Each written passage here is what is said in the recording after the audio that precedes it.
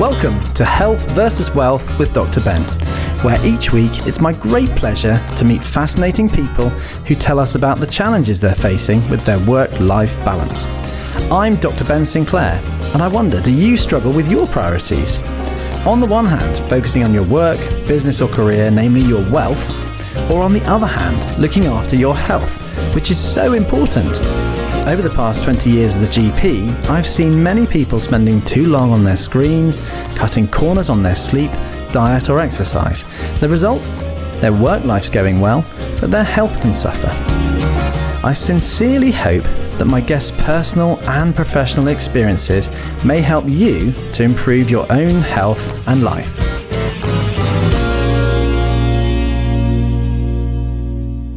Welcome to today's show, and I'm dedicating it to the nearly 2.5 million adults and children in Britain today who have long COVID. Now that's about the same number who suffer from colour blindness.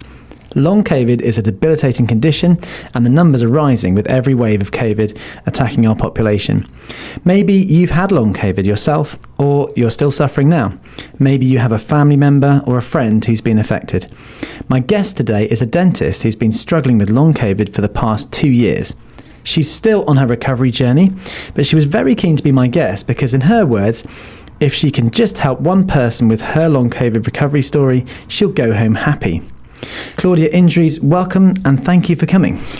Thank you for having me here. It's a pleasure. Now, tell us, how has long COVID impacted your life and how tough has your recovery been so far? Yes, long COVID is having a huge impact in all my aspects of my life, professional, financial life, everything. It's having a huge, I'm still recovering. I'm still on this journey. And yes, this is the reason I'm here, actually, to tell a bit of story. And it's a really global impact with long COVID, isn't it? It is. I had it as well, and I got better. And we met in the clinic because we were both trying to recover from long COVID. Yes, it's true. Now, tell us more, what happened 2 years ago? In 2022, I got COVID, and I was very ill for 2-3 weeks, extremely ill. I start to recover gradually, but what I noticed, just the fatigue was getting worse. I start to have brain fog quite a lot, and that was a very scary experience, I would say. I think was the worst. And I have any other symptoms, like I had sleep disturbances. I could never feel refreshed, no matter how long I was sleeping.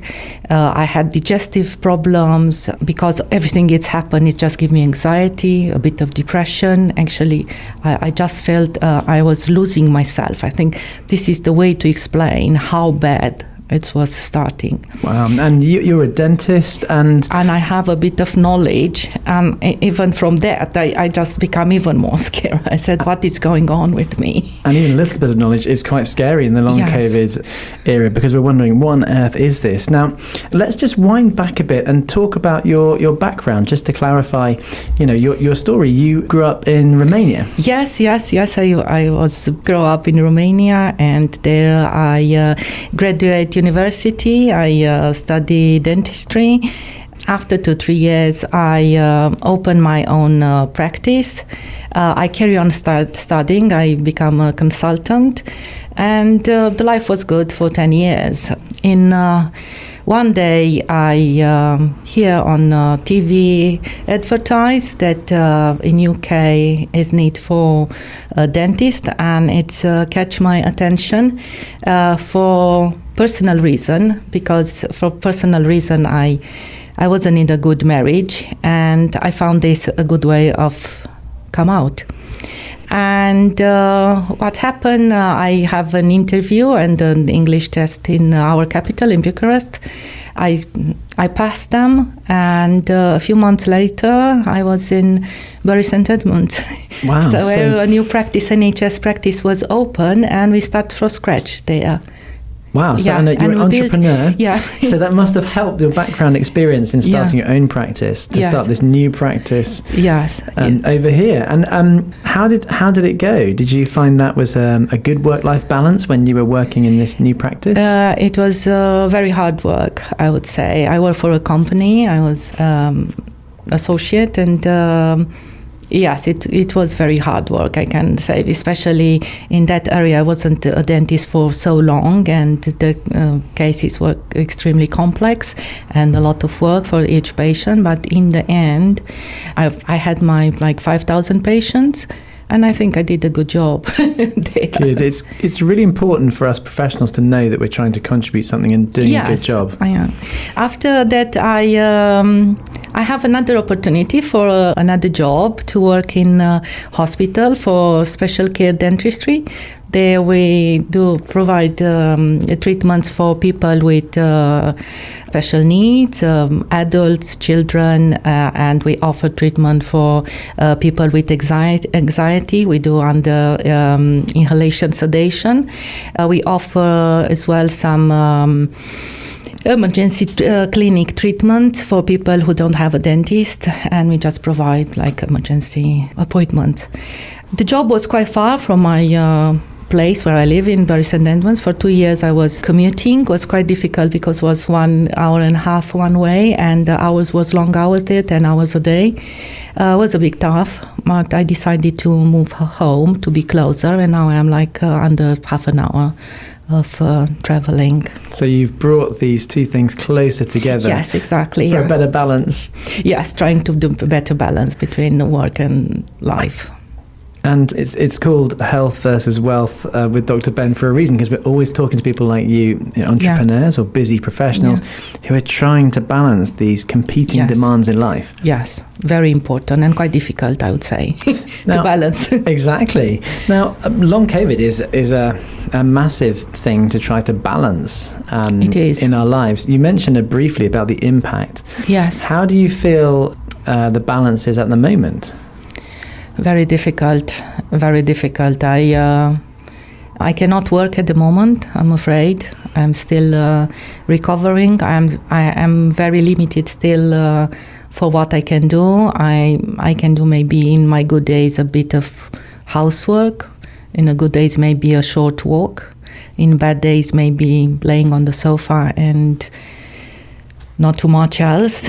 And yes, it's a very lonely journey as well, because you just look outside and you see people going ahead with their life, and you just find stuck with this, and you try everything possible, and it's frustrating, and you need to have patience. And I personally try, and I was lucky enough to find you, Dr. Ben, to keep my hand during this very difficult journey and help me in any way possible with all the latest treatments available.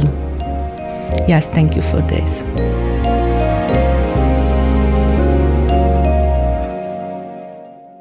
Welcome back to Health versus Wealth with Dr. Ben. And for those who are just joining us, my guest today is dentist Claudia Indries, who is suffering from long COVID over the last 2 years. Now, we should be open and say that you are my patient. And I know you caught COVID in 2022. It can be an isolating illness, long COVID. How did you feel? It is a very lonely illness, I can tell you, because for example, when you have brain fog and you are sensitive to noises, you just cannot even make a phone call because it's just so distressing and you cannot focus talking. And it's so difficult to explain to people that. It's so difficult. I was just reducing all my contacts to a very small circle. I was talking occasionally with my family when they know, when I tell, I'm sorry, we need to finish this because I'm tired, they understand that. It's extremely isolating. I couldn't go to see my family for so long, even if it's just a 2 hours flight. For me, it's difficult to go to the airport and to do the journey. Will be absolutely impossible. Today, I come here. It's my first journey out of my place. And I did it in 2 days to be sure I am able to do it. My daughter was driving me because I'm not able to drive so long. It was 2 hours and half drive, and actually we come yesterday, stay in a hotel, and in the morning to be able to come here. I'm doing this because I really believe if I can help somebody in this very difficult journey, I will be very, very happy. And I want to make people aware about this, because I think people just they think the pandemic is over and everything is over, but it's not. There are so many people suffering, and I know it on my own experience. Thank you. Well, thank you so much for making the effort to come in today, because it's my pleasure. Thank you. All this energy to come here, I think, gives people a chance to understand a bit more and have insight into what is long COVID. I remember one Christmas when I was really badly affected, I was able to be up for an hour with my children before I had to go back to bed for another 18 hours. Yes. And life like that is incredibly hard. And so I think for the listeners, hopefully you may have some idea, just hearing Claudia's story, how tough long COVID is. It's been likened to cancer in terms of the isolation and in terms of the exhaustion that you feel. Yes. Tell me about the story of you catching COVID. What happened, and how did you get to where you are now? I got COVID from one of my colleagues. It just happened. I think it's kind of the stuff. It just happened. And I was by myself at home, and my oxygen level dropped so much. In the night, it's just beeping. I had one oximeter. And then I realized, but I was so weak to call an ambulance. My GP next day said, actually, I was lucky. It's unbelievable, but to not have energy, because I know it's so. I knew it's severe what I have, but I did not have energy to take the phone, and I was by my own. And I think I'm lucky I'm here, and I passed that. It could be a lot worse than it is. I think you've been looked after, and I have the same feeling. I got to a point in acute COVID where I thought, am I going to die today? Yeah. And fortunately I didn't, and we're both here to tell the tale and to raise awareness. Yes. And we've been working together for some time, haven't we? Yes, for a year and a half at least, yes. I am very lucky to have you to guide in this journey. Oh, well, I think once I'd recovered from long COVID back in 2021, we set up one of the first online long COVID recovery clinics in the UK. And because I knew that if I'd got better, other people could get better. Yes. And I was so convinced that the current provision just wasn't enough, because I really didn't get any help from the people around me. I had to work it out myself, and we're left to sort of fend for ourselves in this exhausted state. Yes, being in exhausted state, and I felt like I wasn't believed. Something is right. This is what I felt from my GP, for example. And I just felt so hopeless. I said, I need to do something. And for some point in that state, when exactly you said, with brain fog and exhaustion, and you barely walk in the house, I said, it's somebody I need to find online. Somebody, it's there out in the world where I can contact and give me advice, help me with some treatment. I knew it's not treatment, but I read a lot of studies, and somebody might gather all this information and try to help people. And then was the moment when I booked an appointment with your practice, and I'm very happy I did that. And from there, the journey of recovery. And when I talked first time with you, it was like a fresh breath. I couldn't believe. I said, somebody is believing me. Somebody is understanding me. You had exactly the same experience like me. I said, this is real. It's not in my head. Because after you are denied so many times, you just think, is it real or is it in my head? And it was, yes, we start then with the blood test and everything. You start to give me treatments and everything.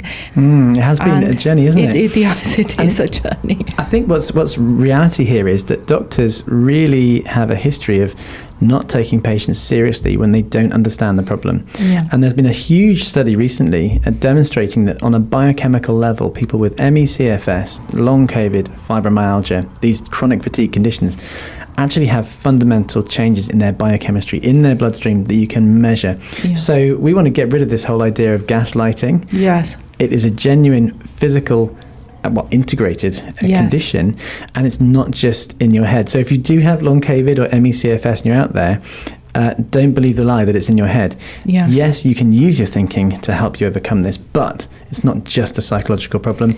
There are very, very strange physical things going on to it. Yes.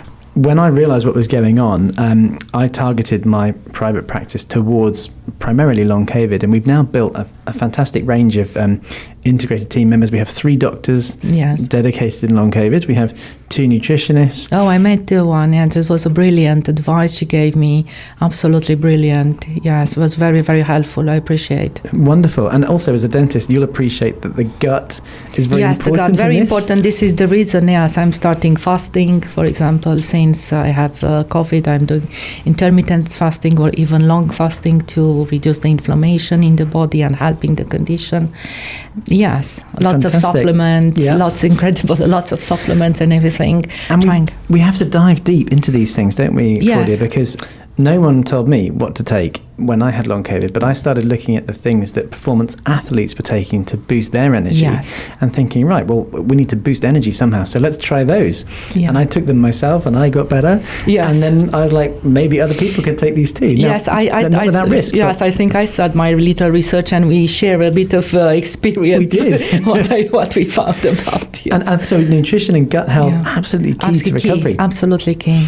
And the other part is obviously, I had a lump in my throat when you were talking about the isolation we experienced, because the impact on mental health is huge. And so we've now got a fantastic psychologist who can help people to deal with the trauma of not being believed, of being isolated and not being believed, and not even having contact with family. So we're trying to build this sort of dream team of people to kind of actually deal with this condition whilst studying all the research at the same time. And it's an exciting area because so many other diseases stand to benefit as well. Yes. Because other problems like chronic pain, arthritis, inflammatory conditions, even Alzheimer's, Parkinson's, MS, all these neurological conditions are actually going to benefit from the research going into long COVID.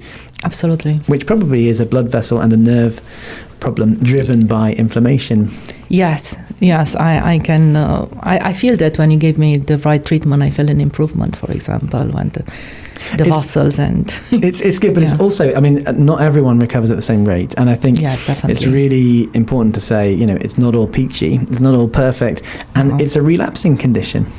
Yes, this is the most frustrating thing, because you have days when you feel right and you say, I might be over this, and every time because I'm an optimistic, You are. You really are. I'm always, yes. And that has kept you going. Yes, keep me going, and I say, all right, maybe this is it. From now on, I just be fine. And it's so heartbreaking when you just wake in the next day or in a few days' time and you are just fell in the square one, or we fell back in your recovery. And sometimes you just cannot explain when this has happened. It's sometimes, the most time, it's no reason. You try to what I eat, what I did, how many steps.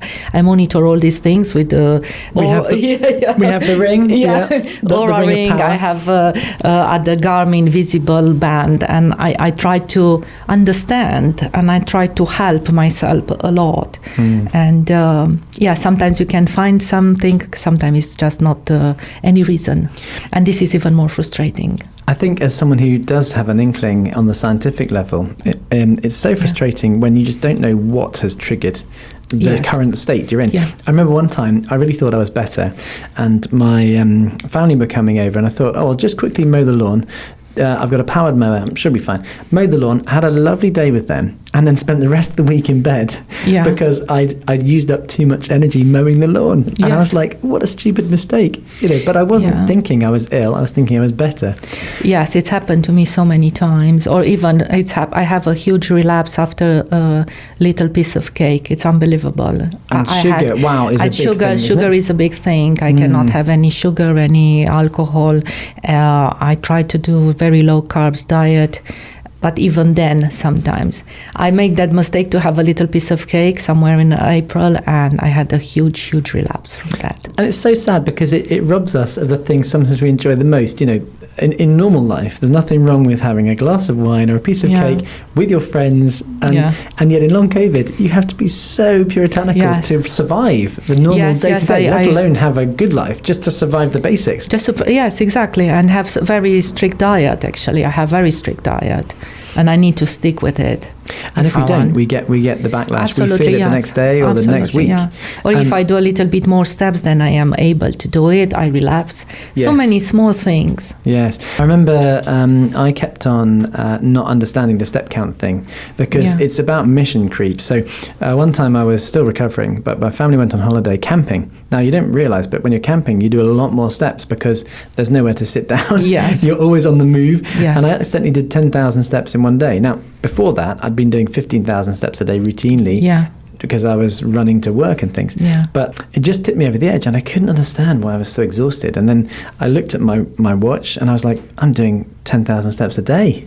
And that was just a double of what I used to do. Yeah. So we have to really think about, using technology like the rings. Yes, exactly. Yeah. And these are great because they measure oxygen levels. Yes, everything. Yes, you can. Temperature. Yeah, and they can measure trends. So we can then have a look at those trends. And I love it when patients come with that data. Yes. Because then you look back and you go, okay, let's relate this to how you've been. Oh, look, there's a trigger there. Or when you didn't get enough sleep, that's when sleep is very important. The next day was a crash. Yeah, I still need lots of sleep, I'm afraid, between 11 and 13 hours. Still not waking up really refreshed and not... But yes, I think I am grateful even I am how I am, because it could be a lot worse. Well, it's lovely that you're so optimistic, and I think sometimes that drives us through. And I always believed, I think I was born an optimist. And I think we connect on that. Yes, on that basis. definitely. Yeah. I always believed that people can get better, and I still do believe that every person has the chance to increase and improve their lot if they've got long COVID or ME/CFS. I will never give up. I'm still fighting, and I have you to help me in this, and I will carry on. Now, what would your advice be to anyone who's listening who's also suffering with long COVID? As you, a dentist who's suffering this and if you think something is not right and you feel your GP is not listening, doesn't understand you, just seek help. Go out and seek help. Somebody will hear you like you heard me when I needed.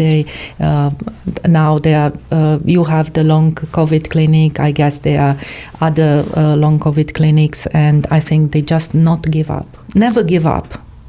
That is great. I know, Churchill said very similar things. Never give up. Yeah. What would your message be to politicians and people who are planning healthcare in this country? Yes, I really ask them kindly to take this very serious, because people are suffering and we need help. We need understanding. We need, in our darkest time, a bit of help, because as much you want to do yourself, it's better to have a bit of help. And all these people who are suffering need a bit of support. I think having more training about this, I think, will be a good start for doctors and medical professionals to have more understanding about this. Maybe media to do a bit of more information for public, like you are doing. I think this is great. I think all this just to make the life a bit better for them and for us. Well, I agree. And I think the thing that I think the NHS struggles with is the integration of care, because you maybe have 10 minutes with your GP. Yes, it's not enough. It's not enough. And that's why I ended up going private, because I wanted to go deep. I wanted to understand the foundations, not just the symptoms, but treat the causes. Yes. And we're finding so many people now have deep-seated viral or infectious diseases that are actually triggered by COVID. Yes. And it's not so much just COVID hanging around, it's also these other things that then start happening. Yes. And so we're using different lab tests to understand what's going on. I myself had some tests that showed a high level of Epstein-Barr virus, which is a problem, and it causes a chronic fatigue illness. I will do tomorrow. I have the blood test taken to be sent for this kind of test. Well, then we're going to find out what's really going on under the bonnet. To go even deeper than we did so far. Brilliant. Yeah. And I think the other thing is, never before have we been assailed by something as a sort of a pandemic in my lifetime. And the NHS was already reeling, it was already exhausted, on its knees. Then it got hit with this massive wave of ill people dying. A lot of our staff in the NHS are traumatized themselves. A lot of them have had long COVID. It's also really important to acknowledge the the input that people are having on a personal level, and it's not the individual members of staff that are maybe not contributing. It's actually the system is stacked against them delivering that integrated care. And so we've got this kind of at Dr. Finley's private practice, this integrated care model where we have a team meeting. If there's a patient, let's suppose, Claudia, you wanted to see the psychologist. I would pick up the phone to the psychologist and go, hey, I've got this lovely lady. She's a dentist. She's having some PTSD about her condition. Can you see her and work that through? And then we'd also talk to the nutritionist and go, maybe there's a gut health problem here. Can we look into the gut health, check the biome? Because we know that neurochemicals to make us happy are produced in the gut. Yeah, absolutely. And so we're looking very holistically. And then I might also say, hey, Beth, can you do some micro-pacing? Because pacing yourself is really important. And we're very bad at that. As optimists, we think, I can do it. And then we can't. And you just pay the price we crash. A day or 2 days later. Well, I think the other thing to say is also, for people out there who don't have this, to realise, like you said, the pandemic is still carrying on for people with long COVID, because we have waves of viral infections. A lot of them are actually COVID. But as someone who's vulnerable, you might get knocked out and have to spend 2 weeks in bed because someone in your family had a cold. Yes. Now that's not normal. This is the reason I'm not interacting too much, because I'm still recovering, and I just need to be careful. I cannot afford to get worse than I am. Yeah. Now, tell me about sleep, because we often talk about sleep as something that we try to optimize in balancing out. We're measuring sleep with our Oura rings. What have you done that's helped with your sleep? Yes, Oura, it's helping a lot, because I can monitor exactly how much REM and deep sleep I have, and that is essential actually to make you feel refreshed and have more energy. You gave me melatonin, which I'm still taking, and it's helping me. I take still lots of supplements with helping. I keep a very strict regime when I go to sleep and when I wake up, but it still need a long hours for me. How many hours are you having sleep now? Usually, for my records I have this is between 11 and 13 hours. I have days for 15 hours when I was. Wow. But this is usual, between 11 and... Are you sleeping all that time, or is that time is that opportunity for sleep? Are you actually asleep that time? I don't think my sleep is quite good. I think my Oura ring, it's telling me in the night I wake up and I cannot go back to sleep, or I have short periods of waking up. But the sleep is still unrefreshing. You just feel tired. It's unbelievable. After so many hours, you wake up and you feel exhausted. You just barely walk in the house. And you feel like I should be refreshed because I've just had 10 hours in bed. And I think it's very hours. Difficult for people to understand this, because this is such a hard condition. If you see a person with a broken leg, you say, oh, poor person, cannot walk. But if I tell I cannot walk, look at me, I still look apparently healthy. It's a hidden condition. It's absolutely a hidden condition. We need to make people aware about this, to understand. We do. I think visual things are really helpful. When I was affected, I had to use a wheelchair on a family holiday just to get around a zoo. Yeah. And when people saw that, they realised how severe it was, because they're used to me running, cycling and swimming in triathlon. So, it's this huge impact. And I think, Claudia, hopefully today you have given our listeners something of an idea of how challenging this is. I want to thank you for coming here, because you've spent a lot of your precious energy coming here. But I hope this will really help people to understand how challenging long COVID is, and that there is hope, and that you are on your road to recovery. Yes. Thank you for giving me the chance to tell my story. And like I said, if I can help only one person, I'll be happy. Well, thank you so much for coming. Thank you very much. Nice to see you. Thank you. Nice for everything. Thank you. So I do hope you enjoyed today's episode of Health versus Wealth with Dr. Ben, and I hope it may help you improve your life and health. You can also take one easy step by achieving that right now by subscribing free on your usual podcast platform. And if you'd like to be a guest on the show, you can email me on podcast@drfinlays.co.uk. I hope you'll join me again, but for now it's goodbye from me, Dr. Ben.